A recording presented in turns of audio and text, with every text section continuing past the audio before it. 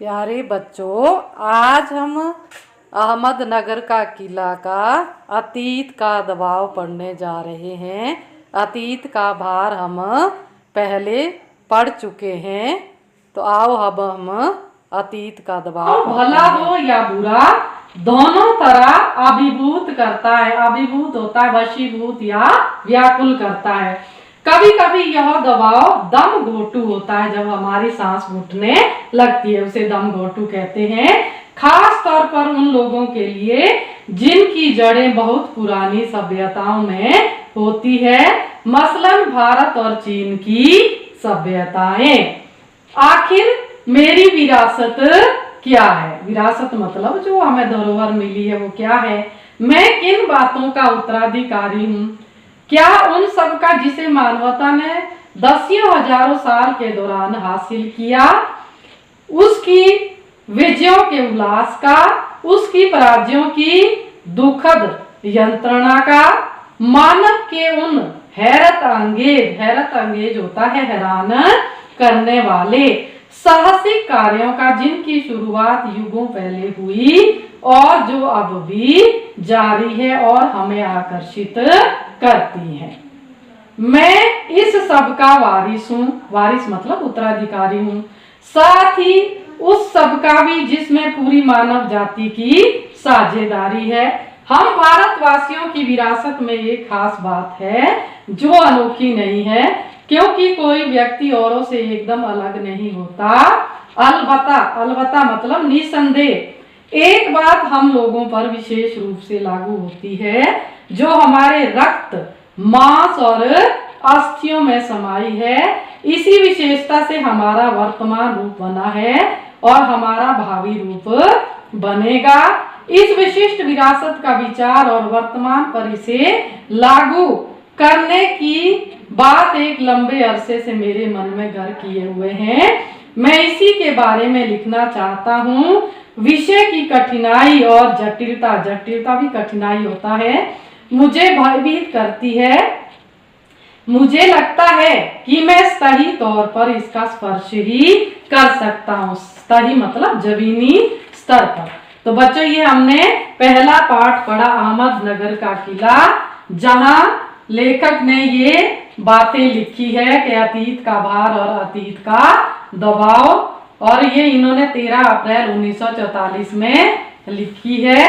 और इसमें किस तरह से इन्होंने लिखा है कि कैसे वो अपना समय व्यतीत करते हैं वहां जेल में रहते हुए, और वहां की कौन सी घटना इन्होंने व्यक्त की है या वर्णन किया है, उसका ये भी अहमदनगर के किले से जुड़ी जो चांद बीबी वाली घटना का वर्णन किया है इन्होंने। अब ये क्या बोलते हैं कि हम आज जो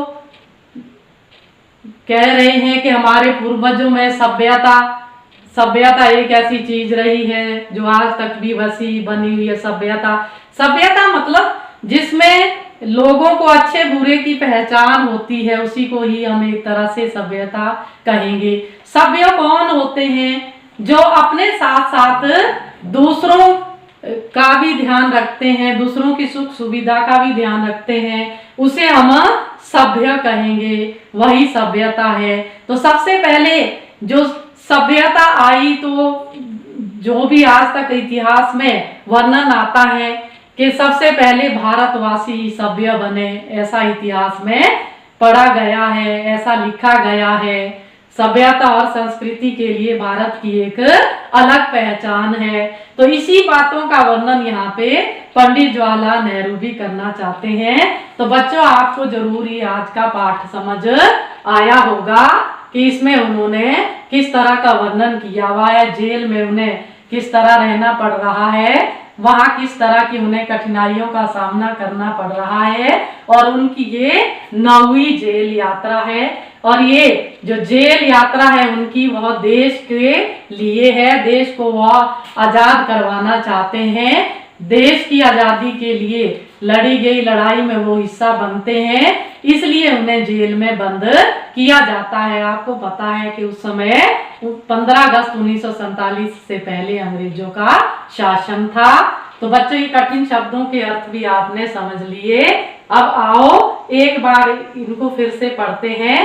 कारावास, जेल, सहचर, साथी, अवशेष, बचा हुआ, दुर्वी संधियां, बुरे अभिप्राय से गुट बांधकर की गई सलाहें, अहमियत, महत्व, नेतृत्व, नेता होने का कार्य, पैगंबर, धर्माचार्य, अख्तियार, अधिकार, सामर्थ्य, अभिभूत, वशीभूत, व्याकुल, हैरत अंगेज, हैरान करने वाला, अलबत्ता, निसंदेह। तो हम अहमदनगर का किला पाठ पढ़ चुके हैं। आज हम उसके जो परीक्षा उपयोगी प्रश्न अभ्यास है वो करते हैं, क्योंकि पाठ के अंत में इसमें प्रश्न अभ्यास नहीं दिया गया है। जब हमारे पूरे पाठ पूरी किताब पढ़कर खत्म हो जाती है उसके बाद ही इसमें प्रश्न दिए हैं, लेकिन हमें परीक्षा उपयोगी कुछ प्रश्न अभ्यास स्वयं करने पड़ेंगे। तो उनमें से आओ कुछ प्रश्न उत्तर का अभ्यास हम करते हैं। तो पहला प्रश्न है, लेखक की यह कौन सी और कैसी यात्रा थी, वह यहाँ कितने समय से थे। तो इसमें आएगा उत्तर में बच्चों, लेखक की यह 9वीं जेल यात्रा थी।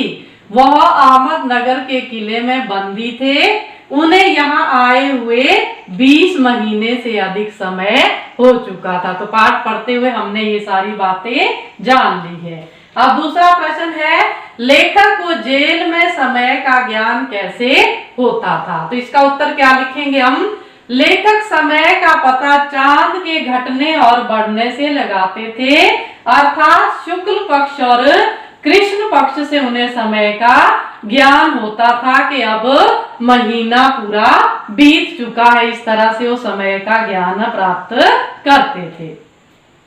अब प्रश्न नंबर 3 है, अहमदनगर के किले में लेखक की दिनचर्या क्या थी।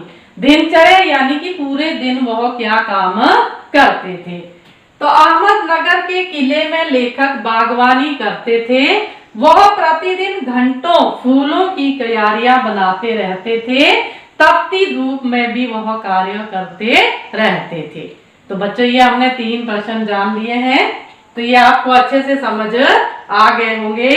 आओ अब हम चौथा प्रश्न करते हैं। नंबर 4 है, लेखक को अहमदनगर से जुड़ी कौन सी घटना याद थी।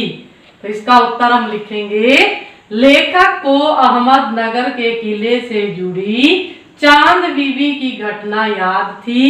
वह एक साहसी महिला थी। उसने अकबर की शाही सेना के विरुद्ध हाथ में तलवार लेकर अपनी सेना का नेतृत्व किया था। अंत में उसी के एक व्यक्ति ने उसकी हत्या कर दी थी। तो पाठ में बच्चों हमने ये पढ़ा था। अब है प्रश्न नंबर 5, लेखक को खुदाई के दौरान क्या मिला और उन्हें यह कार्य क्यों रोक देना पड़ा। जब क्यारियां खोदते थे तो उस समय उन्हें क्या मिला और काम क्यों रोकना पड़ा। लेखक को खुदाई में जमीन की सतह के बहुत नीचे दबे हुए प्राचीन दीवार के हिस्से, कुछ गुंबदों के हिस्से तथा इमारतों के ऊपरी हिस्से मिले। अब ये सारी चीजें मिली क्योंकि जो पुरानी इमारतें गिरी हुई थी उसके जो अवशेष थे वो मिले। अब उन्हें काम क्यों रोकना पड़ा, समुचित औजारों की कमी, यानी कि उनके पास इस तरह के औजार नहीं थे कि वह जमीन की खुदाई कर सके, और जेल अधिकारियों की अनुमति ना मिलने के कारण उन्हें खुदाई का काम रोकना पड़ा। जेल अधिकारियों की अनुमति मिलना भी जरूरी था, उनकी अनुमति नहीं मिली, इसलिए लेखक को यानी कि पंडित जवाहरलाल नेहरू को खुदाई का काम रोकना पड़ा। तो बच्चों हमने ये परीक्षा उपयोगी 5 प्रश्न किए हैं, तो आपको ये 5 समझ आ गए होंगे।